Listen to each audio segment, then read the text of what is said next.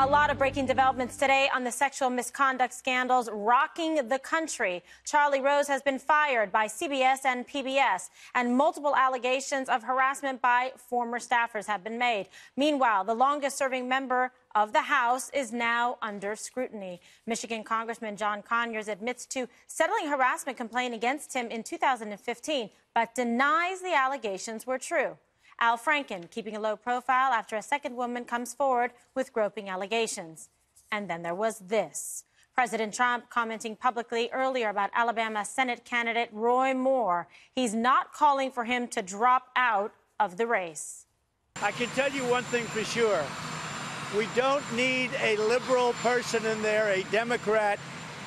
Jones, I've looked at his record. It's terrible in crime. He denies it. Look, he denies it. I mean, if you look at what is really going on and you look at all the things that have happened over the last 48 hours, he totally denies it. Are you going to campaign for Roy Moore? I'll be letting you know next week, but I can tell you, you don't need somebody who's soft on crime like Jones. Roy Moore denies it. That's all I can say. He denies it. Women are very special. I think it's a very special time because a lot of things are coming out, and I think that's good for our society, and I think it's very, very good for women. And I'm very happy a lot of these things are coming out, and I'm very happy it's being exposed. Should Al Franken resign now? Because I don't know. Look, I don't want to speak for Al Franken. I don't know what happened. I just heard about Conyers 2 minutes ago. As far as Franken's concerned, he's going to have to speak for himself. Okay, so the president making a public comment on this now, saying that Roy Moore, Greg, denies the allegations, so he is not, I guess, also sharing the sentiment that his daughter, Ivanka Trump, which is being used in a campaign ad now against Roy Moore by his opponent. I don't know where to start. In the beginning. Well, yeah, in the beginning, there was Charlie Rose. He's clearly the oldest. The fact that the whole thing with Charlie Rose is so strange that he would like force coworkers or young people to view him naked, like he would walk around the apartment naked. And now we as Americans have to see that in our head as well. And all I can see is one of those hairless cats on hind legs smoking a pipe. All right, I'm really glad I went to you. No, but you shouldn't have gone to me because the thing is, all this stuff is happening so fast, and there's all these different types, and we're not prioritizing which is which. And this guy had 5 luxury homes. How did he worked for public broadcasting? Did our taxes pay for this guy's life? You're saying that's the real scandal? No, I think just the whole thing is just so bad. And then you got this other everything. And then you got Franken. It's like people act like this stuff with Franken is new. All you got to do is go on YouTube.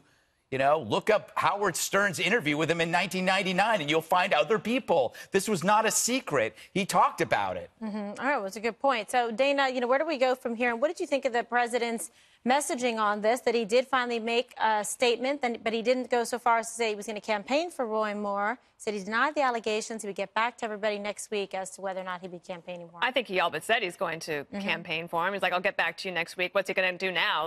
Unless you've already crossed the threshold. I mean, at this point, you're basically saying, I'm good, no problem. Well, for me, hard pass. I also think it's a heck of an argument to be leaving when you're right on the cusp of having tax reform done before the election, before Roy Moore's even voted on. You actually have the chance to get tax reform done without him regardless, and you actually have really good messaging. And you have members of Congress all talking on the same wavelength. Everybody's working hard in your favor. And we're in the middle of this society-altering hurricane. And he didn't need to step into the middle of it today. But he did, and now there's no going back. And I hope that he will give people a pass, because every single Republican is going to be asked, do you agree with President Trump on Roy Moore? And they're going to have to make their own decisions. And if they say no, I hope he will understand that that is just going to have to be the way it is. It's not personal, but this is a decision that they made. The RNC has already walked away from him. There's no money. So now all of a sudden, and then the president is saying that, well, yeah, maybe I'll go and campaign for him. I think that this is something that he actually didn't need to do, but now that having done it, there will be consequences for it. It doesn't mean that Roy Moore won't win. It's likely that he could win in Alabama. And the thing is, also, just on Doug Jones, his opponent, I don't accept that he is weak on crime. I would say that the stronger argument for a lot of people in Alabama is that he is very pro-choice.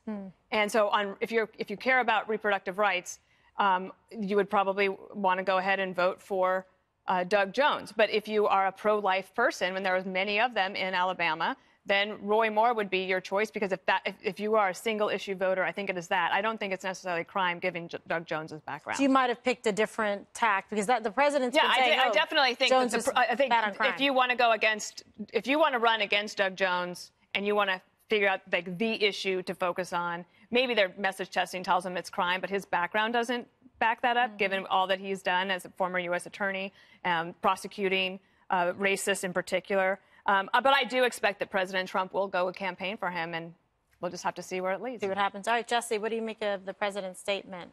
Pretty stunning developments.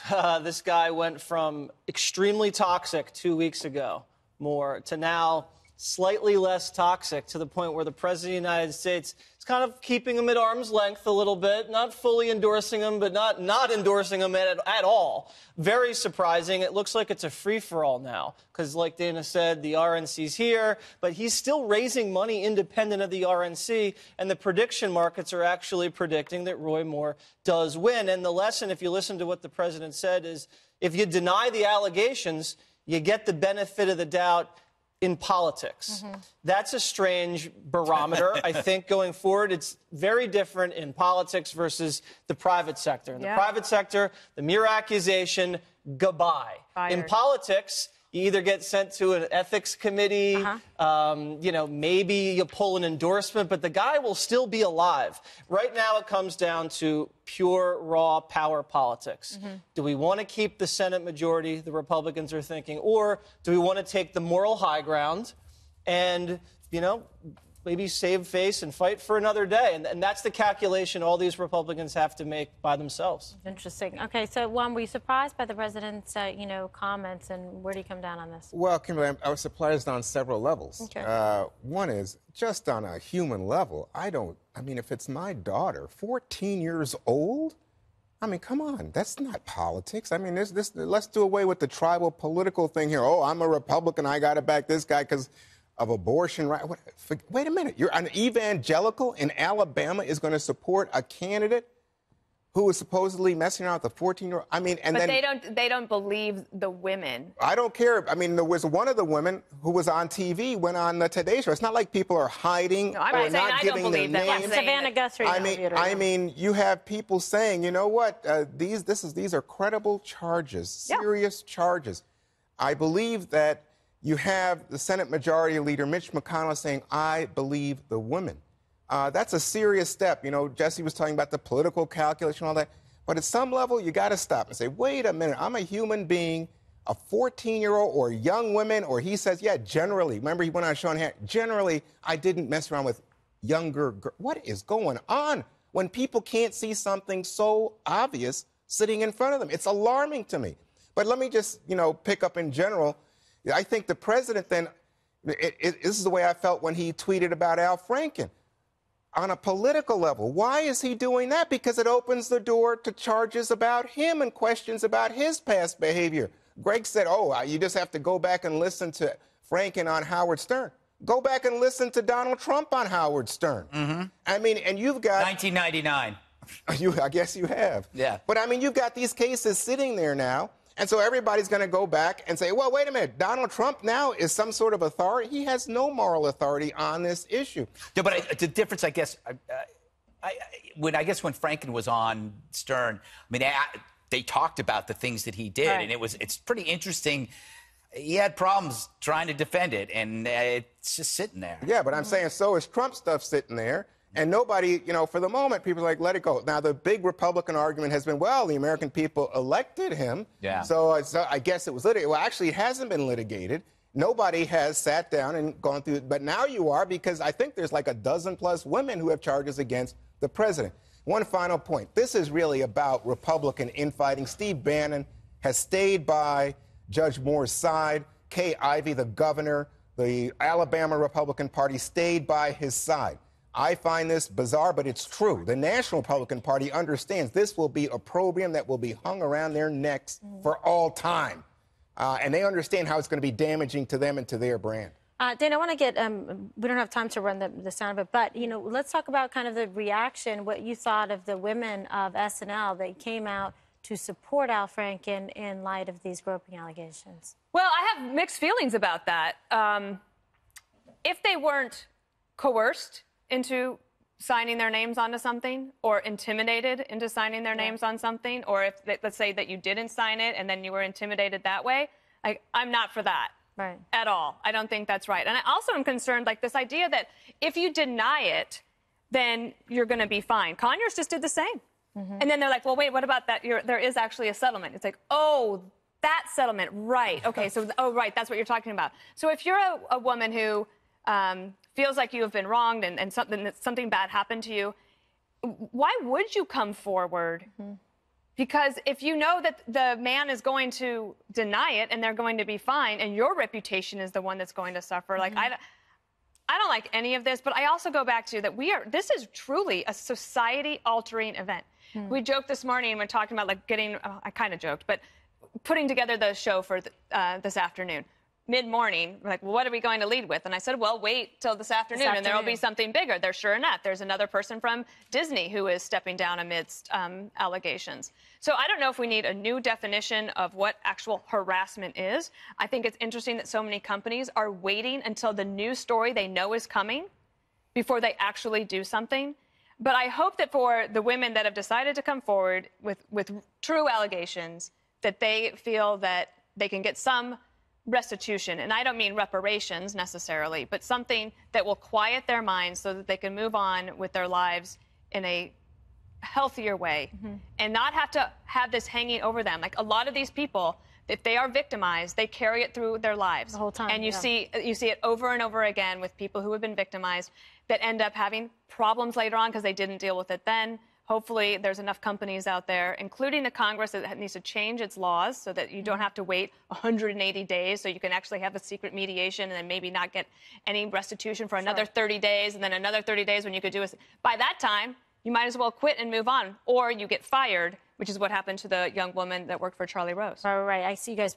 Quick comments? Well, I mean, you know, we talk about victims, and we talk about this in a very broad way, but if we don't have a systematic assessment of accusation, then the spectrum from a bad joke at a bar or a clumsy pass to all-out assault becomes part of this whole world, which does not fairly benefit the victim of serious stuff, who is then lumped together with the victim of somebody who makes a crass joke.